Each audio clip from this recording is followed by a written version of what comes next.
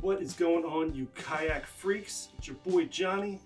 Yo, listen up. Today, we're going to do a full breakthrough of the Stellar S18. I'm going to talk about my perspective of the boat and who this vessel I think would be best suited for. Anywho, you don't like your subscribe. It's fine. It's fine. It's fine. It's fine.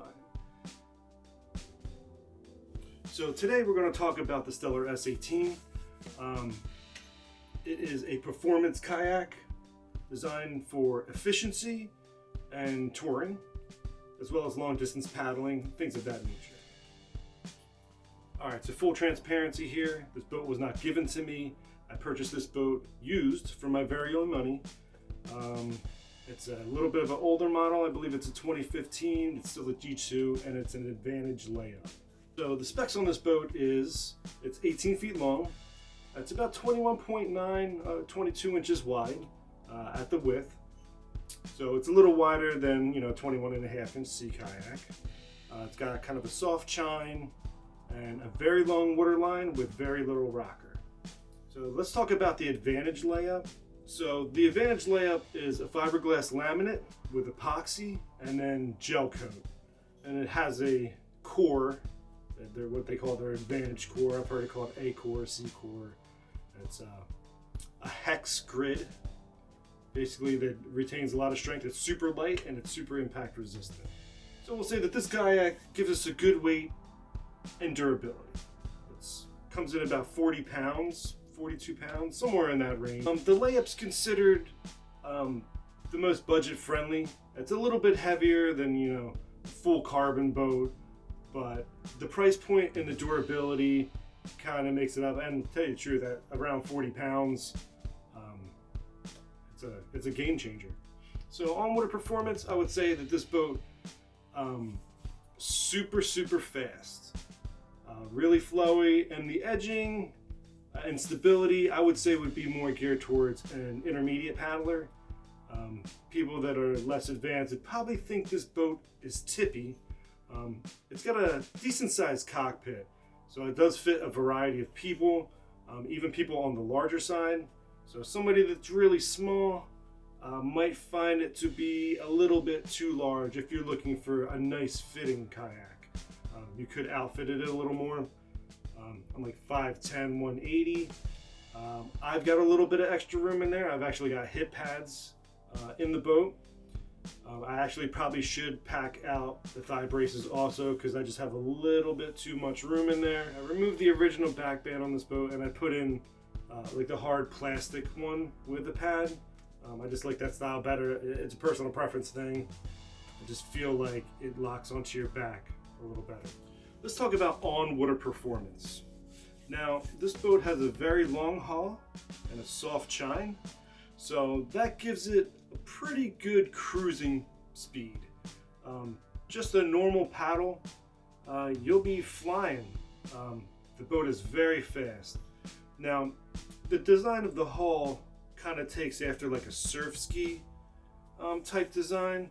So it's very low resistance. The soft chine, you'll find the stability to be moderate, I would say. A newer paddler is going to find this boat a little tippy. The soft chine, when edged, will give you predictable stability. And I'd say the stability on edge is moderate also. I definitely noticed when cruising in swell that when getting hit from the side, the boat definitely rocked and seemed less stable. I'm not super concerned about it. I got a quick brace, but other paddlers might find this challenging. Let's talk about tracking and steering. Now, my boat's equipped with a drop-down rudder.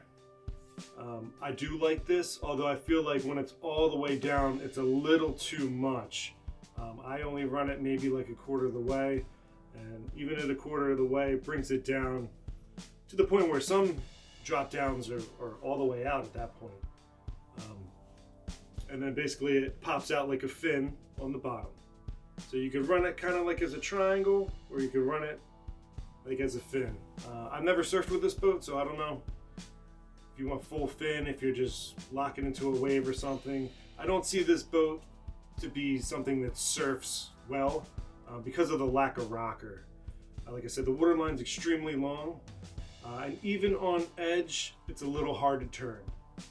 Now, I've got pretty good edging, and I got a big paddle, but you catch a little bit of wind out there, and it's pushing on the side, and you edge to turn it. Sometimes the wind's not blowing in the direction you want it to blow in, but I would say the turning on the boat is moderate at best. Lacking rocker, really long waterline, really good for speed, not great for turning. I mean, it makes sense on paper, So if you're looking for a boat that you could spin in a circle and just get a really nice edge, I mean, with some practice, sure, you could do it on a flat, calm day.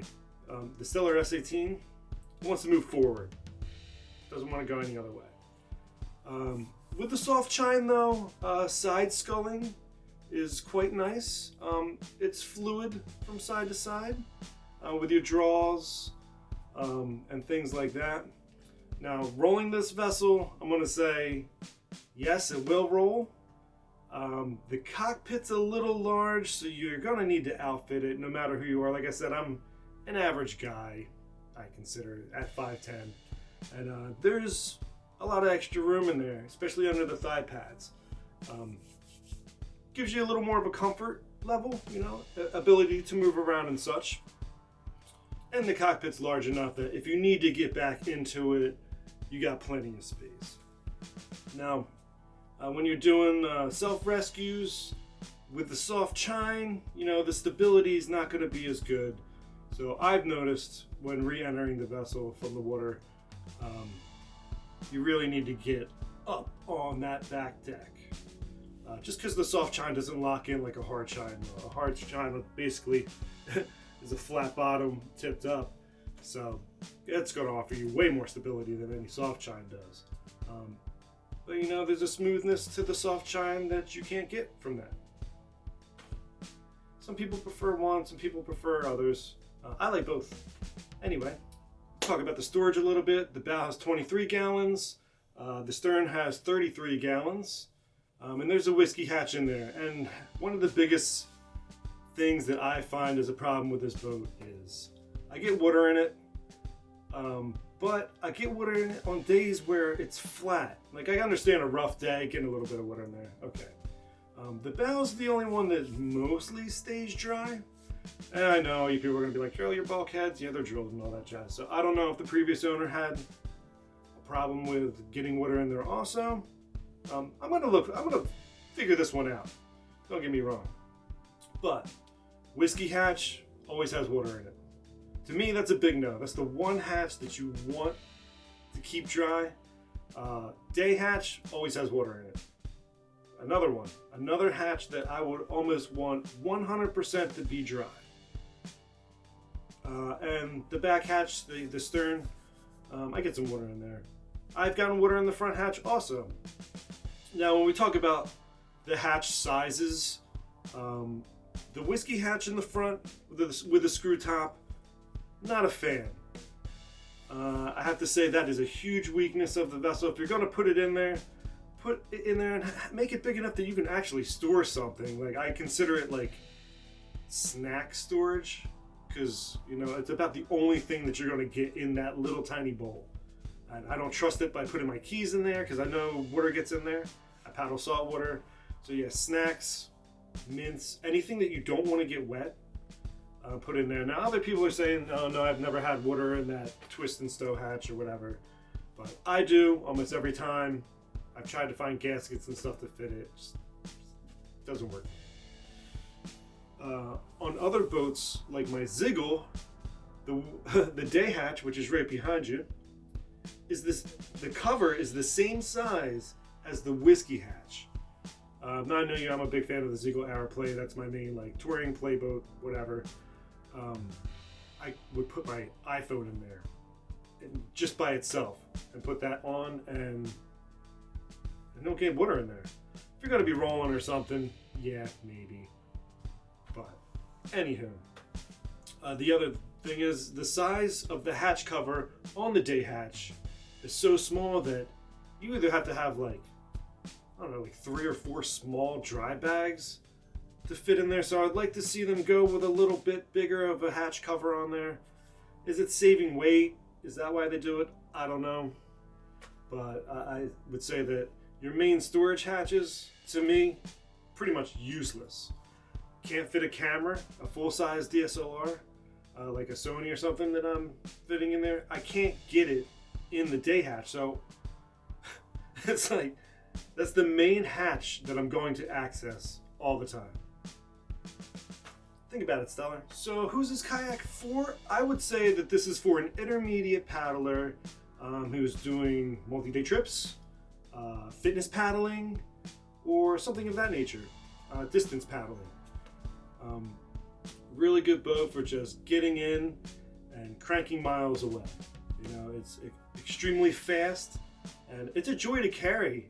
The lightness of it, you could pick it up one hand, walk it pretty far without your arm getting tired at 43 pounds. It's somewhere in there, I'm sure of it, empty. And of course, I have to load it up with a bunch of it.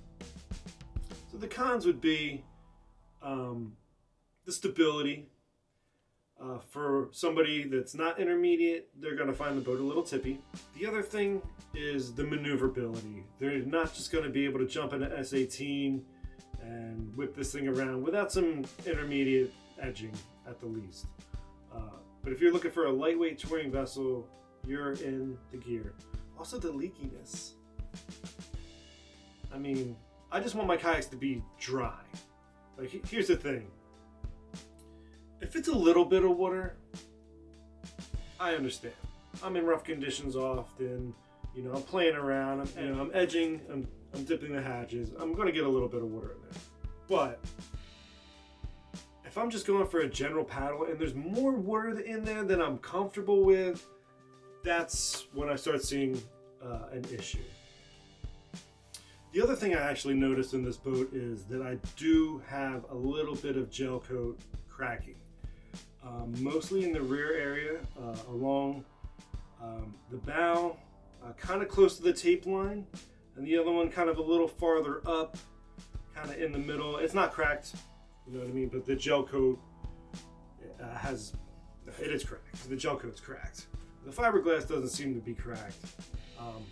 And the boat hasn't suffered any damage. Like I said, this was in somebody's garage for years and they never used it, and that's how I got a hold of it. It was super clean for a 2015. So I don't know, maybe something in the future, maybe because the boat is so light and has so much flex, you know, that the gel coat chipped. I don't know if I'm gonna repair it or not. I probably should. You know, the one chips like this long crack, the one crack's about 2 inches. They're both about the same size. Both the cracks are about 2 inches. I don't really do gel coat. Maybe I'll learn how. Anywho, thanks for watching. That was the best review I could give you for the Stellar S18. My personal review of it, you know, what I like might not be what you like, or how you would do it may not be how I would do it. But just throwing out whatever good information that I've come across out there. Yo, hit me down in the comments. Let me know what you think. Check you later.